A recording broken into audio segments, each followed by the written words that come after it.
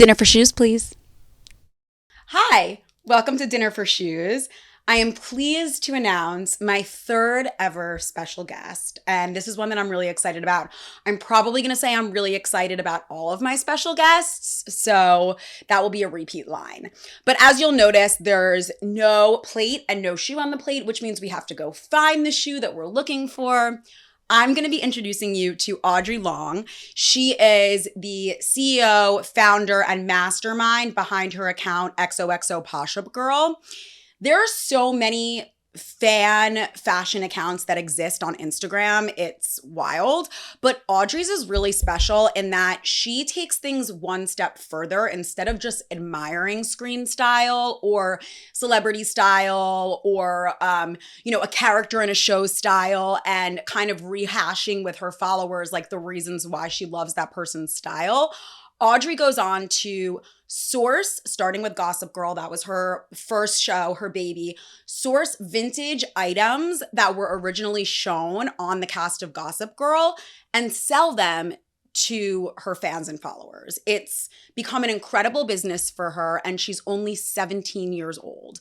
We're going to talk to Audrey today about what inspired her to start her business, where she wants to go with her career, and also the importance of vintage fashion and repurposing. I mean, what Audrey does speaks wonders for sustainability in fashion, and it makes so much more sense to invest in a piece that's been worn by Blake Lively or Leighton Meester, right? But that's been worn again and again, right? Than buying new. And so that's obviously a cause that's very important to Audrey's heart as well. So we're going to get into everything with her. Come with me. We have a very special treat that we're going to eat while we talk. Hi, I am here with Audrey. Audrey runs the account XOXO Posh-Up Girl on Instagram. And this episode is long in the making. Yes. We are very excited. Yes. Okay, let's talk about, first of all, let's talk about what we are eating, because I want to get into that. I want us to be able to have some cookies. You tell me, why did we choose macarons, and what's so special about that to you? Yeah, so Ladurée macarons are so popular in Gossip Girl, and so there are so many scenes where Blair's seen eating the macarons in the tub or relaxing, and so they're definitely, I'd say, a quintessential Gossip Girl food. And Gossip Girl is obviously a huge part of what you do. You've expanded to other shows, but I mean, Audrey's great at documenting screen style, but her business goes even beyond that, which we'll get into. But so I went to, Ladurée? Yeah, Ladurée. Ladurée. I'm the worst pronouncer of all things. I selected some different types for us. We can obviously have them whenever we want, whenever we're talking. I tried to get some good colors. I want to take a picture of the colors because I was there with my boyfriend and I was like, how good did I do at picking colors? Great. It's a rainbow, right? Yeah. Okay, so let's talk about exactly what XOXO Posh-Up Girl is, and kind of how you got started. Just give the foundation. Yeah. So XOXO Posh-Up Girl is a store to purchase the iconic clothes worn on 2000 shows. So I started with Gossip Girl, and we've expanded to Sex and the City, The Vampire Diaries, Friends, wow. And so it's a mix of the exact clothing. So the exact Marc Jacobs, and these are styles from 2007 that you can't find anymore. Right. So it's a mix of the Marc Jacobs, Diane von Furstenberg, that the characters wore same styles. Okay. And screen-worn clothing from production. Okay. So the physical items with wardrobe tags worn by Blake Lively, Penn Badgley, Chase Crawford, Ed Westwick. I don't have any Leighton Meester, but I do have identical Blair. Okay. So now tell us about how you go about sourcing. Yes. And also maybe when this idea started in your head and then you had this idea, right? And you were okay, what's the next step? How do you take it and run with it? Yeah, so for sourcing my items, I always say that's one secret I'll never tell. You had to? But I will say, it's nice because with my Instagram following, I do have people who reach out to me and offer me up items to purchase that aren't really available on the typical market. Okay. And so some coming soon, you guys. Big drop in January. Teasing that. That's so exciting.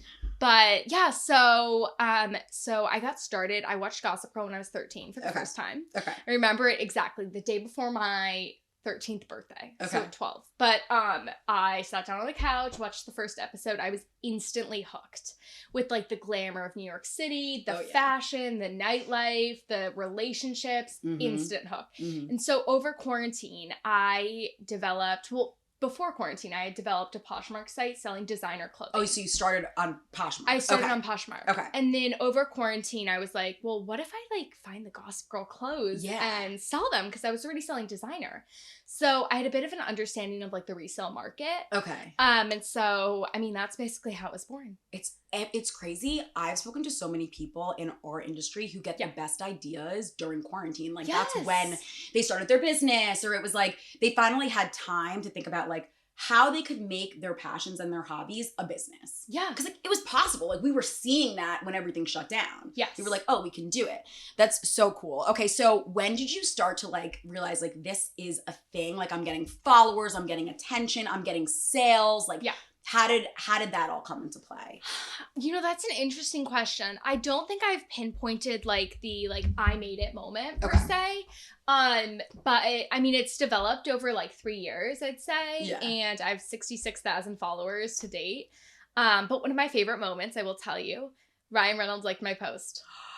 What? I will never stop talking about that. Wait, what was the post? So Blake wore this Atelier Versace gown to Cannes. Okay. And so I don't know if you've seen it. It's like pink. It's sequined beaded. I think I know which one you're referencing. So she was like a little bit pregnant in it. But obviously like she could still wear like couture. Of course. Obviously. She's Blake So Lively. yes. So Ryan had this movie, I think it's called The Red Notice with Gal Gadot. Okay. And in the back of the movie, like an extra was wearing Blake's dress.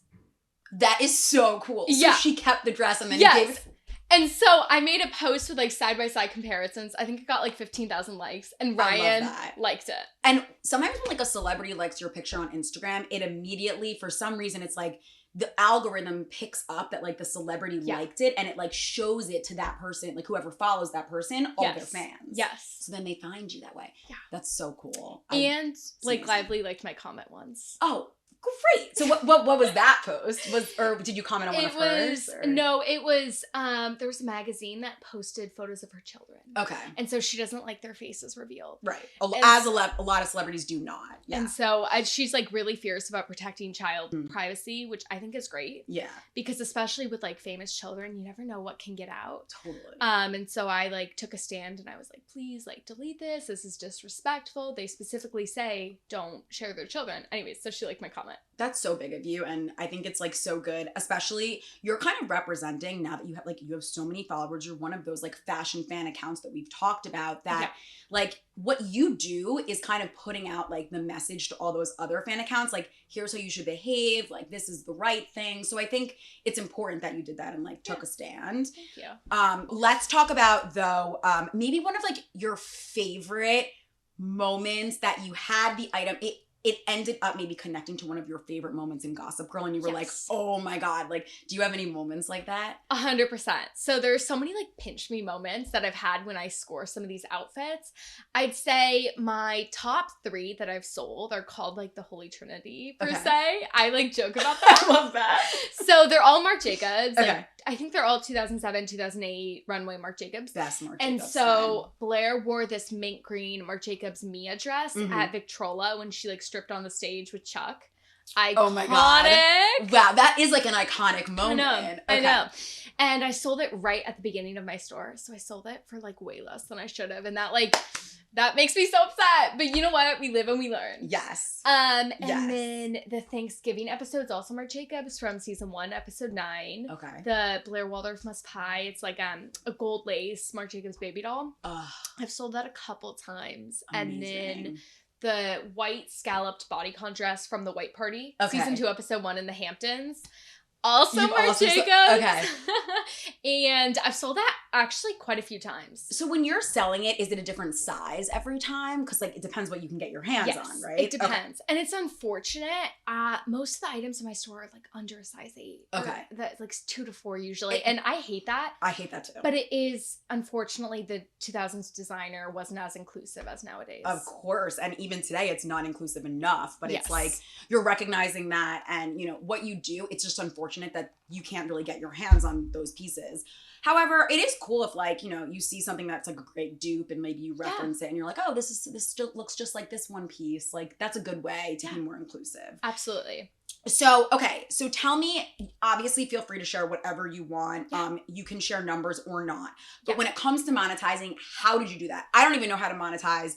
Of course, I would eventually love to monetize my pocket, but I am like a newbie. Yeah. So how do you go about monetizing when you realize this business can be big? Yeah, so I'll explain how I monetized XOXO, and then I'll explain how I'm monetizing my new PR agency, New York City PR. So, okay, everyone give that a follow. We'll link it. For XOXO, I think it all comes down to understanding the marketing of like the industry you're in. Okay. So I've taken marketing classes at FIT, and I think I use a premium pricing approach to my items. Okay. So I'm in the mindset of like, you can price at whatever you want. You can set the price in the market, but you need to have marketing to back that up. Mm-hmm. And so I market on TikTok. I've had some videos get like over 1 million. Wow. Instagram's like my primary source where I attract followers and then market to them that way. I've done some brand partnerships, but I don't do like the TikTok creator fund. Okay. I just think sometimes it can like interfere with your views and stuff like that. Yeah. But my website is the main way. Okay.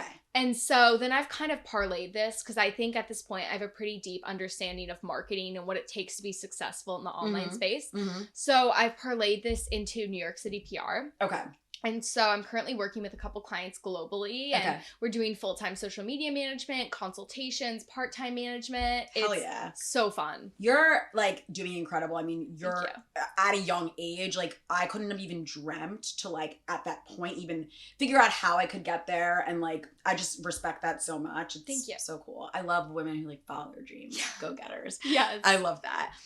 Okay. So talk a little bit about maybe, and I'm not sure if it is competitive or not, but the space of these different fashion fan accounts. They do different things. Don't get me wrong. Like not everyone's doing what you do, which I think is taking it to the next level. You're selling pieces that were, but what about fashion fan accounts that are either documenting screen style or documenting like a celebrity style. So like Hailey Bieber walks down the street, like they ID her clothes, they put it up, it gets the likes. It's the first fashion fan account that has her IDs fully. So how do you feel like that's a competitive space, and how do you kind of like navigate that? Yeah, so I will say it varies. So there's some other Gossip Girl fashion sellers who make it out to be a very cutthroat environment. Okay.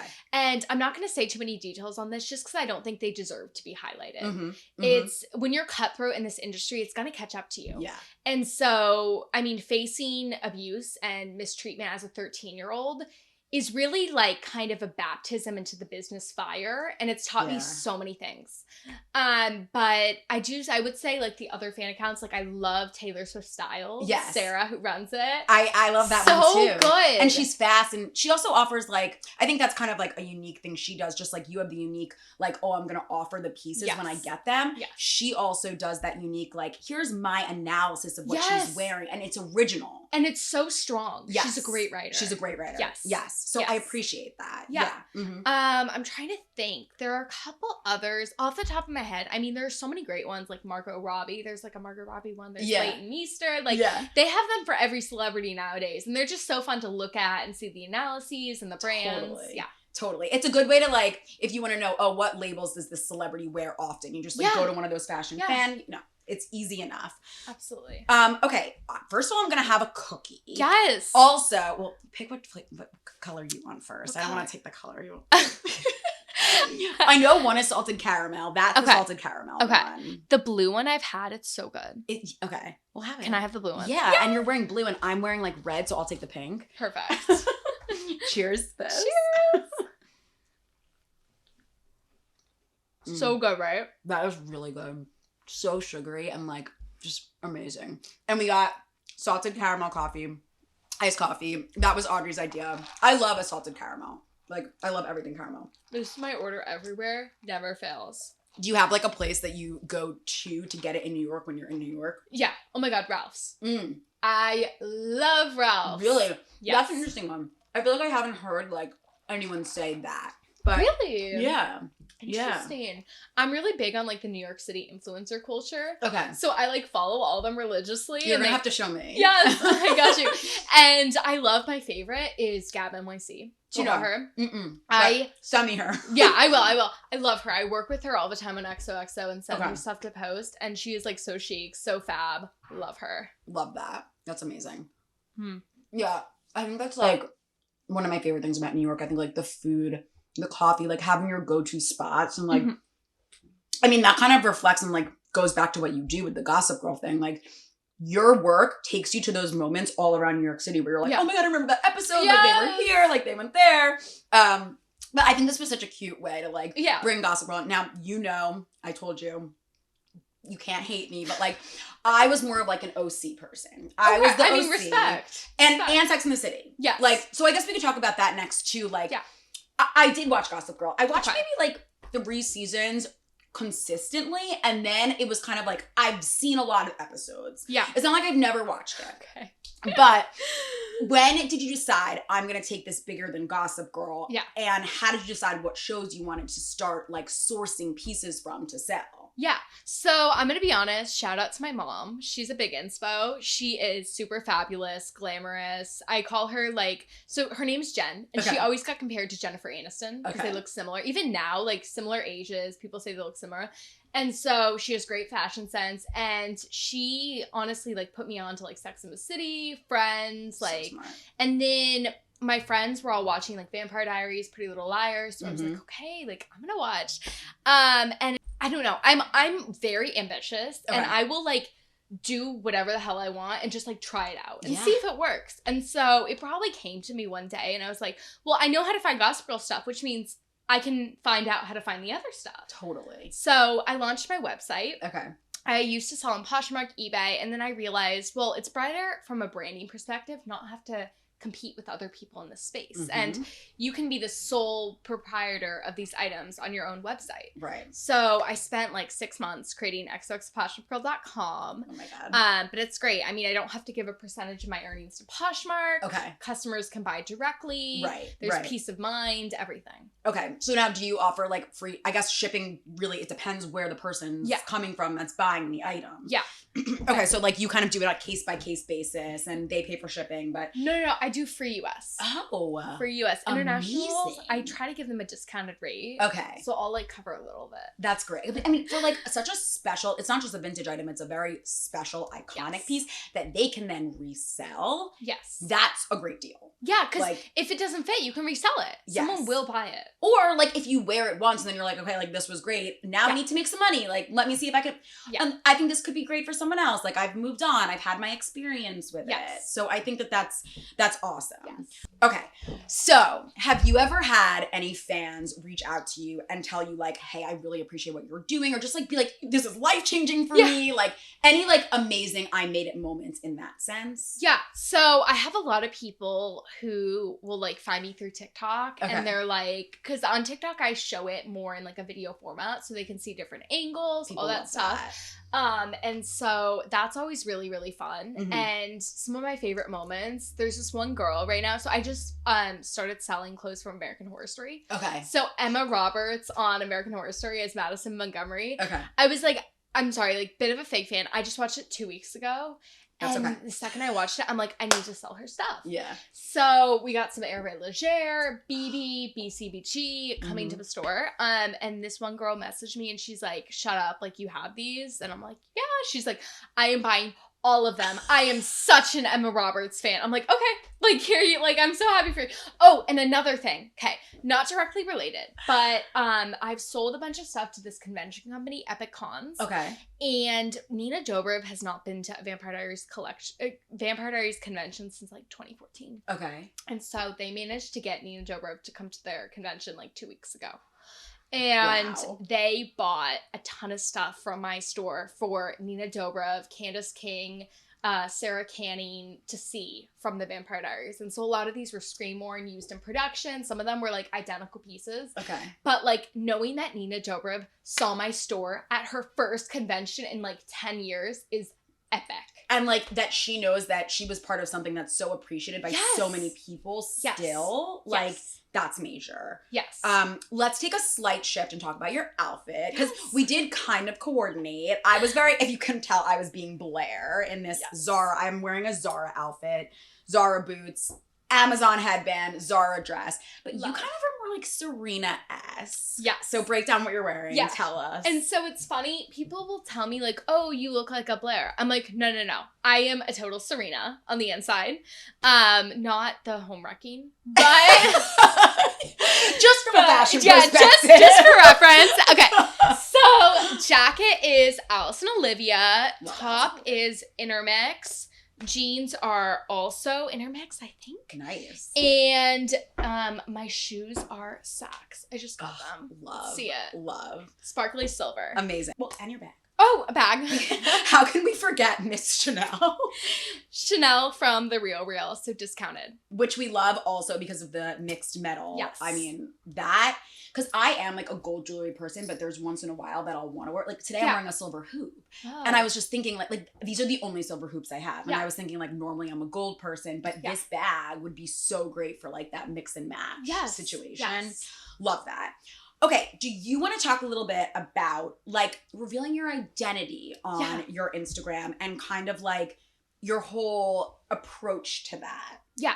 So I started when I was 13 selling Gossip Girl clothes over quarantine. And let me just stop and say, I think you might be the youngest person to like get into the fashion industry and at age 13. Like that's amazing. Setting records left and right. Yeah. So, I mean, I started before I was like too young to like drive a car. Okay. And so, I mean, I was managing thousands of dollars worth of inventory at a very young age. Right. Which comes with the element of you don't want people to be under the impression that you can't handle yourself and you can't, because I've always been somewhat of an old soul and very mature for my age, even at 13. So I didn't want people to be like, well, why is this like 8th grader like handling my $2,000 dress? Understandable. So that was one element. Also, just like the age ranges for the platforms I was selling on, and my parents are incredibly supportive of everything I've done. And it seems like they helped you through it too. Yes. And like they have any consent for anything that's like over 18. They have given me consent, signed all the forms, etc. But just, you know, that can be dicey. And just some other sellers in the space weren't very positive with me, and so I didn't want them to know that I was a minor. But I mean, I think but I have been upfront with my identity this whole time through using different texts, colors, images, writing style, etc. to express myself. Yeah. And so it wasn't until I had a Daily Mail article released about a month ago featuring me and my store that we'll link to that too. Yes, that I decided to finally, reveal my identity, tell my age, a little bit about me, photos, etc. Yeah, that's amazing. I mean, I think it's also, it like plays into the whole who's Gossip Girl element. Yes. But I think that makes so much sense. Like, it seems like you navigated it in a really like considerate way. Yeah. And I think that you made all the right choices. It's great you have supportive parents. Like, I can't even imagine what it would be like to like really want to like get into this venture and then not have the support from your parents. Right. That must be such a challenge. Okay. So since I feel like you could have tips for me here because I want to know like, okay, how do you create, obviously I'm not doing like documenting Gossip Girl or anything, but how do you create a great like no fail post, whether it's a reel or a pictures that are gonna hit with like your fan base? Yeah. What do you have any like no fail tips? Yeah. So I will say on TikTok, your follower count does not matter in the slightest. Okay. Because I mean, the post isn't really going to your followers, it's going to the For You page. Yeah. So I think TikTok, TikTok is a great way to get started and start growing your followers initially. Okay. Before you branch into Instagram where you're basically only posting to your followers. Right. So it's a different kind of realm in that sense. Totally. But for Instagram, I mean, here are some basic tips. You gotta have high quality, unique images. Mm-hmm. So when I'm in the space of Gossip Girl posts and photos from online, there are some accounts that will post the same exact photo. So there's this photo, I always reference this and I like joke about it. There's this photo of Blair and Serena walking in the fall at Columbia. Okay. Blair's wearing like a floral dress. Serena's wearing like a yellow top. And every single account posts that photo. And it's like the same, like literally their same movement. Yes, like, it's identical. the exact same like, still. Yeah. I'm like, why? Like that's not like, I don't want to see that 20 times. So I try to post unique photos, and I mean, I have methods of finding them online, and I just think that's much more captivating for an audience to see these angles, and maybe a lot of times they're even outfits they haven't seen before in these photos, because everyone posts the same thing. Yeah. So it's like, it's more interesting and creative. And I mean, I would say really just like being authentic to yourself. It might sound cliche, but when I started my page, I wasn't really using my writing style. Okay. And I want to potentially have a career in like fashion marketing, merchandising, journalism, something in that realm. Okay. Maybe even PR. Just I love to utilize the writing with the branding and promotional. So I did a written analysis of Blake Lively's Met Gala look, the one that was like an ode to New York City with all the amazing. And so that got 36 million views. So you like put more of that attention and consideration into what you were posting too. Yes. So it's like, it does kind of come from the heart and like what you're passionate about. And so when you're writing in your true authentic voice and you're posting stuff that's like truly you, that's when you're going to create a loyal fan base. That's really cool. I love that. That's great. So speaking of like staying true to you, what are your dreams and hopes for you talked a little bit about what you might want your career to be, but what steps do you want to take to get there? I mean, as you've literally seen and shown us, you can carve out your own path. So what do you hope to dive into in the future? So, I mean, I'm really blessed to have just done an internship at Ladurée, which is a luxury shoe firm in the city. I love their shoes. I know.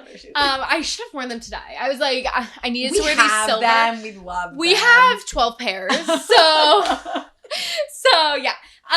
But no, one of my deaf faves. And so everyone there was so friendly, so nice. The CEOs became like my best friends. Amazing. They are so kind, down to earth. It was a great work environment. And I was blessed not to have it just as like a getting coffee internship. But they let me do stuff like influencer relations, merchandising, updating the websites, the sample wall, like sending stuff to the coolest people. We sent stuff to like Tyler Cameron from The Bachelor. So cool. Serena Kerrigan. I'm trying to think of who. Oh, Tinks. I was like messaging with Tinks, which was like she's very funny. I love her. And we just had Leighton Meester wear the shoes for the second time. Like, amazing. Like so many people are wearing the shoes. It's like everyone who's anyone. Taylor. Like if Taylor Swift's wearing your shoes, you've made it. Yes.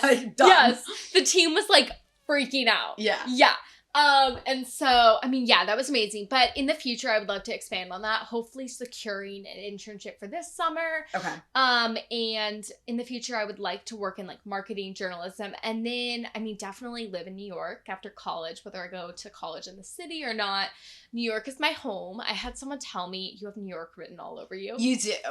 I was going to say, you're a city girl at heart. Like, it's very easy to see. So I love that for you. So I moved here, like, gosh, I think it's like 8 years now from DC. And so I have such an appreciation for New York that I think some people who were born here don't fully comprehend how incredible it is that we are in this city where people dream of visiting for the first time. So true. And like, even me, like I went to college in New York and I didn't take advantage of like going to like the top museums and like going to see exhibits. And I'm like, how did I miss that? Like, how did I not do that? And like now, I mean, I obviously don't live far.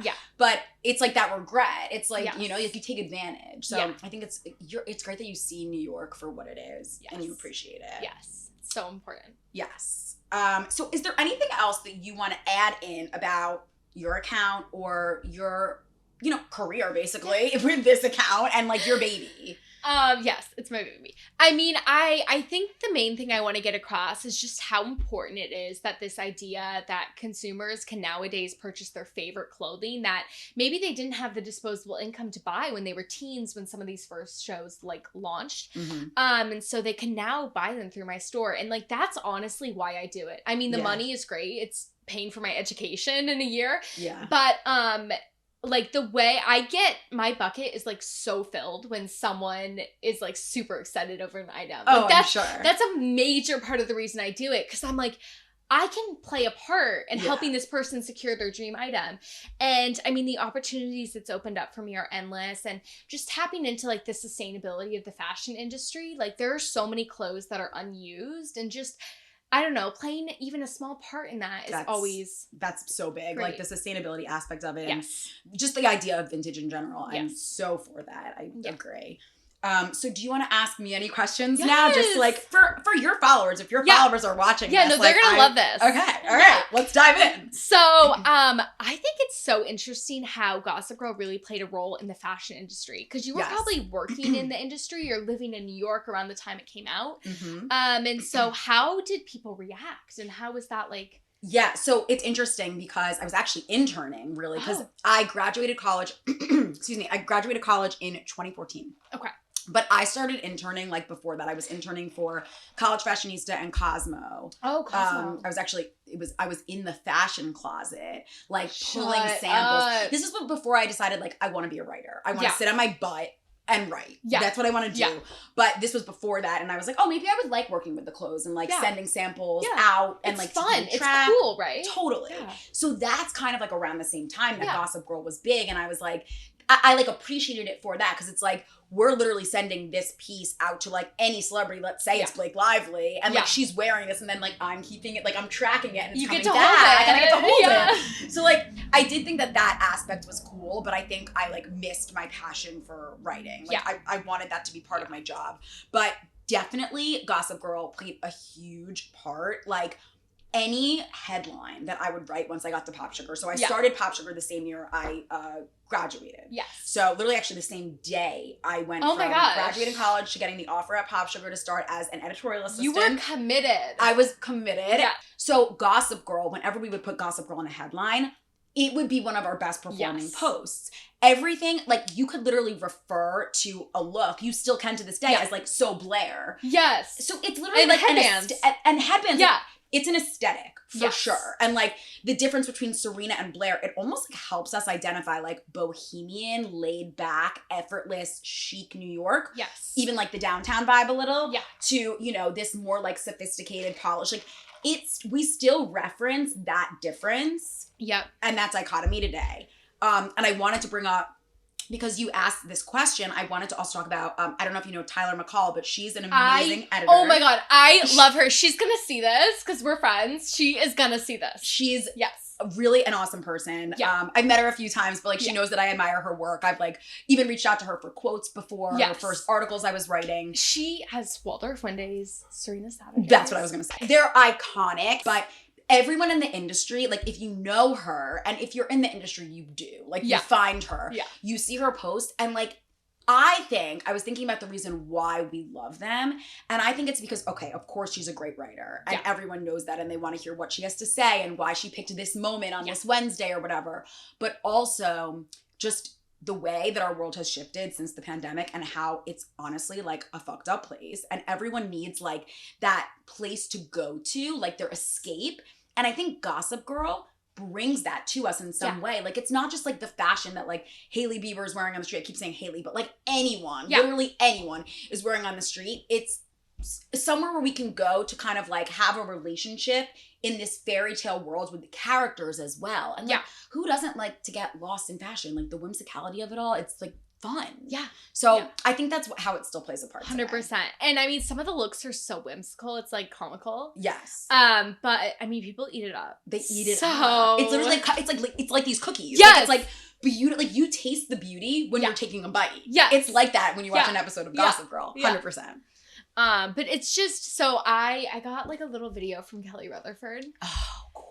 And she was like, one of my favorite quotes, she said the clothes were a character on themselves. Mm-hmm. Which I think. It's so true. Yeah. It's so true. Yeah, I think that's a good note to end on, unless you have any other questions. No, I think we're good. Okay, well, Audrey and I will be here eating our cookies. XOXO, I'll let you do that. XOXO, Gossip Girl. I hope you enjoyed our conversation with Audrey Long. She's an incredible person. She has so many great ideas. As you can see, there's so much more you can expect from her in 2024. Follow XOXO Posh-Up Girl and like be amazed by her inventory and also the way she just recaps her favorite moments from Gossip Girl. She's got a whole community over there, a whole fan base that you will love getting to know, as I have. have. Thank you so much for joining us for another conversation. And yeah, Audrey and I are really excited to continue partnering together. So maybe she'll be on again. I'm sure that you'll be hearing about our collaborations again soon. Really hope you enjoyed. Subscribe, like, comment, tell your friends about Dinner for Shoes. Tell your friends about XOXO Posh Up Girl. Please follow both of us. Audrey's not struggling for followers and she has the fan base to prove it. We are struggling for followers. Please follow us. Love you. Bye.